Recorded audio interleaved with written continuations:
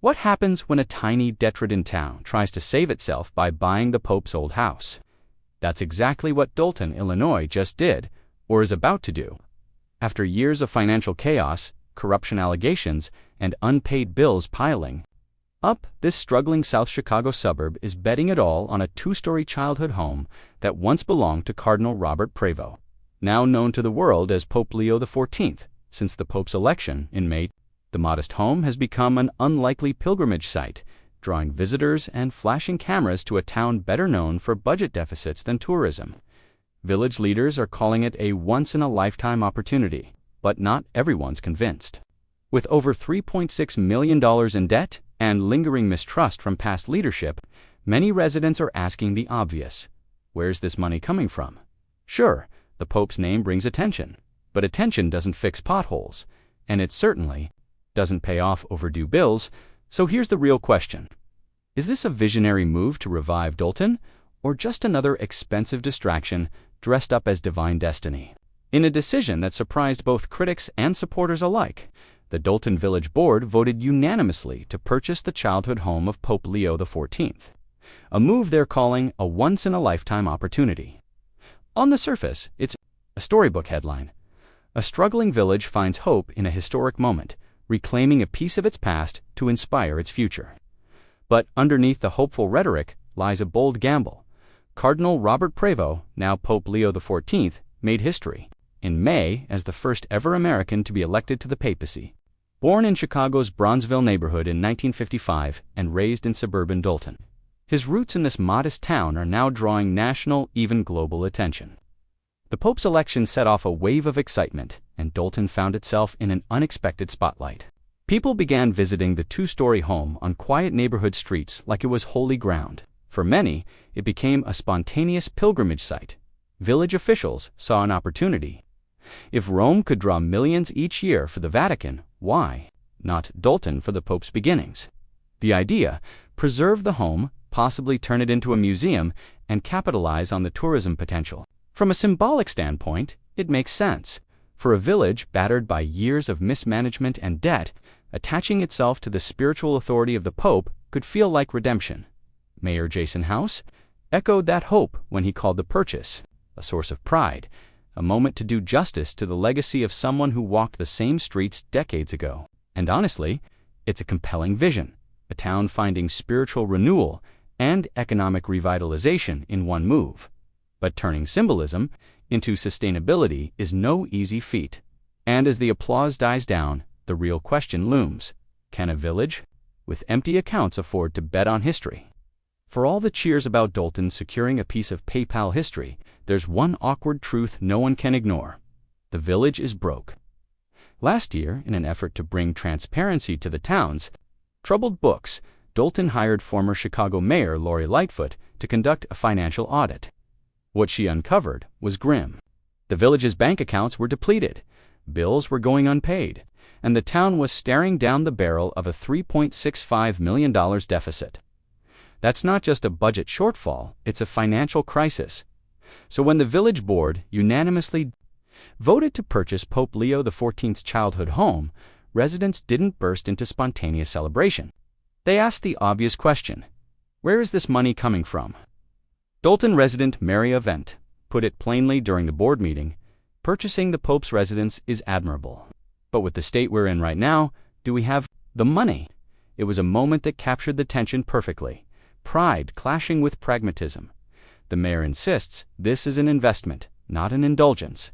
He claims the home could attract visitors, possibly even pilgrimage tourism, bringing much-needed attention and dollars to the area. But that vision assumes infrastructure that doesn't currently exist: paved streets, paid workers, functioning municipal systems, all of which have been neglected under the weight of the village's debts. And that's the heart of the controversy. While the symbolism of buying the Pope's childhood home is powerful, many see it as a distraction from more urgent priorities. The streets need repaving. Vendors are still waiting for checks. Village departments have faced budget cuts and layoffs. So why is a town in financial triage taking on a new expense? It's not just a numbers issue, it's a trust issue. After years of alleged corruption and mismanagement under former Mayor Tiffany Henyard, Residents are wary of feel-good gestures with fuzzy math. Dolton's finances are not just tight, they're tangled, and unless someone can clearly explain how this purchase fits into a broader recovery plan, skepticism will only grow. As one local put it, it's hard to be inspired when you're still dodging potholes. Turning a historic home into a tourist destination isn't a new concept.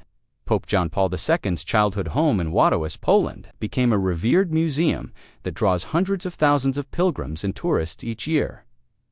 The small town was transformed, its economy boosted, and its legacy forever etched into global Catholic memory. It's a compelling precedent, and it's the blueprint Dolton seems eager to follow. Mayor Jason House and the village board clearly envision something similar: a spiritual site, a museum, a beacon of hope for a town that has, until now, been known more for fiscal controversy than holy heritage. And sure, in theory, that sounds beautiful. A place where believers can connect to the humble roots of the first American Pope, a site that draws buses full of visitors, boosts local business, and turns Dolton into a destination. But here's where dreams crash into reality. This isn't Poland, and this isn't the Vatican. Wadowice had decades of planning, national support, and a deeply Catholic population committed to honoring Pope John Paul II's legacy. Dolton, on the other hand, is dealing with potholes, unpaid vendors, and debt collectors. The infrastructure for tourism, hotels, restaurants, tour services is minimal. There's no clear plan yet for staffing, managing, or even funding a proper museum conversion. And more importantly, will enough people really come? Will tourists detour from Chicago's bustling downtown to visit a modest house in a struggling suburb? That's the gamble, and the odds, they're not exactly heavenly. The Pope's connection to Dolton is real, yes, but it's not iconic. He wasn't ordained here. He didn't lead a congregation here. He simply lived here, like thousands of others. That alone might not be enough to spark international interest. For now, Dolton's pitch hinges on faith, not just religious faith, but faith in a vision of revival. But without logistics, leadership, and a solid business plan, this pilgrimage site may remain more fantasy than financial fix, because, as many towns have learned the hard way, holy ground doesn't always mean solid ground. When Windy City Construction donated a brand new roof for the Pope's childhood home, it was more than just a kind gesture. It was a spectacle. A massive sign went up, Pope Leo's childhood home, and below it, the tagline, "A roof for the Pope's roots." On the surface, it looked like community pride in full swing. A local company stepping up to support a historic moment. A town rallying around its newfound spiritual significance. But look a little closer, and it starts to feel more like a marketing pitch than a miracle. Donating a roof is generous, no doubt, but it's also fantastic publicity.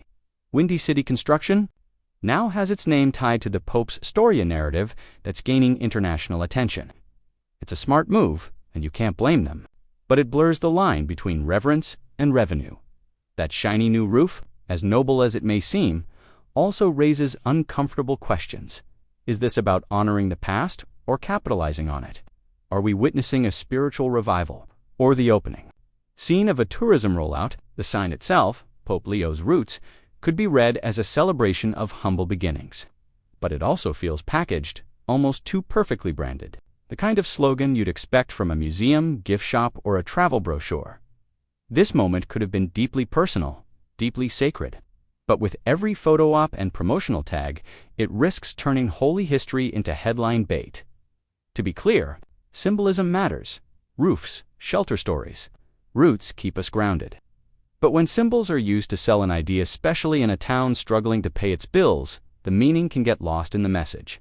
Is Dolton preserving history? Or is it building a brand? And more importantly, will the community benefit from a tour, just the people who knew how to spin it best? When Mayor Jason House pledged to repair the streets surrounding Pope Leo XIV's childhood home, it sounded like the kind of commitment that could rally a town. After all, if the village of Dolton is about to become a pilgrimage site, the roads leading there should be just as presentable as the house itself. But for many residents, the mayor's vow was met with a healthy dose of skepticism and, for good reason. Just ask anyone who's driven down King Drive for more than 6 to 8 months, a single broken pole stood as a silent monument to the town's long-standing infrastructure problems. Neglect like that doesn't just slip through the cracks. It becomes the cracks. It becomes potholes, collapsed sidewalks, and impassable intersections. And now, the same administration that couldn't move a single pole in half a year is promising full-scale street repairs. It's a tough sell. On paper, it sounds like progress. Fix the streets, fix the narrative. But in practice, it raises serious questions. Can the same financially strained village one that's still millions in debt and behind on bills really afford to renovate roads, restore a historic home, and maintain public safety all at once? It's not just about potholes anymore. It's about trust. Because if the town couldn't find the resources or the urgency to replace one damaged streetlight, how can residents be confident that larger, more expensive promises will be fulfilled? And how can Dolton justify new investments? When basic services still feel like a gamble, sure, symbolic gestures like the house purchase and roof donation draw headlines, but roads don't run on symbolism. They run on money, planning, and follow through, things the village hasn't exactly been known for lately. So, while the mayor assures the public that repairs are on the way, many are left wondering, is this another photo op wrapped in a promise? Or will the wheels finally turn in a village that's spent years stuck in place? There's no denying Dolton's reputation took a beating under former Mayor Tiffany Henyard, from accusations of financial mismanagement to lawsuits and unpaid bills. The village became a punchline in state politics and a cautionary tale for local governance. Trust was shattered, transparency vanished, and Dolton residents were left holding the bag. Enter Mayor Jason House. Fresh into the job. House now finds himself with a golden opportunity. Literally, the childhood home of the first American Pope is sitting right in his backyard, and he's leading the charge to buy it. On the surface, it's about civic pride and seizing a historic moment. But some can't help but wonder, is this really about honoring Pope Leo XIV, or about rewriting the narrative? It's hard to ignore the optics. After months of bad press, scandal, and fiscal chaos, the new administration suddenly finds itself front and center in a feel-good story. National attention, positive headlines. A chance to start fresh. For a mayor trying to shake off the residue of his predecessor's controversies, the timing is, at the very least, convenient. Critics are asking, is this initiative about uniting the village around something bigger, or is it a distraction from the budget crisis? Unpaid bills and unresolved audits still hanging over Dolton like a dark cloud. It's a delicate balance. Rebranding a wounded town takes vision. Yes, but it also takes credibility. And while the Pope's childhood home is a powerful symbol, it can't do the heavy lifting alone. If the foundation beneath that symbol remains cracked financially, politically, and ethically, then no amount of inspirational messaging will fix what's broken. For now, Jason House is riding the wave of optimism. But political redemption isn't just about bold moves. It's about consistent action, fiscal discipline, and facing the hard truths head-on. So the real question remains, is Dolton healing or just hiding behind holy headlines? Dolton's leaders call it a proud moment. And sure, on paper, buying the childhood home of Pope Leo XIV, the first American Pope, feels like a win. It's got history, symbolism, and the potential to put a struggling village on the map. But pride doesn't pay bills, and emotion doesn't erase debt. The reality, Dolton is millions of dollars in the red. Its bank accounts were found nearly empty, vendors left unpaid, and infrastructure like roads and lighting crumbling. Against that backdrop, spending taxpayer dollars on a sentimental landmark feels more like fantasy than fiscal strategy. Mayor Jason House and supporters argue that honoring the Pope will revive Dolton, bringing in pilgrims, press, and a sense of renewed purpose, but that's a long-term bet with no guarantee. Meanwhile, the short-term burden maintenance, renovations, increased traffic control falls squarely on taxpayers already watching every cent. So the question becomes, are emotions clouding sound judgment? It's easy to be swept up in the moment, to imagine buses of tourists and gift shops on every corner.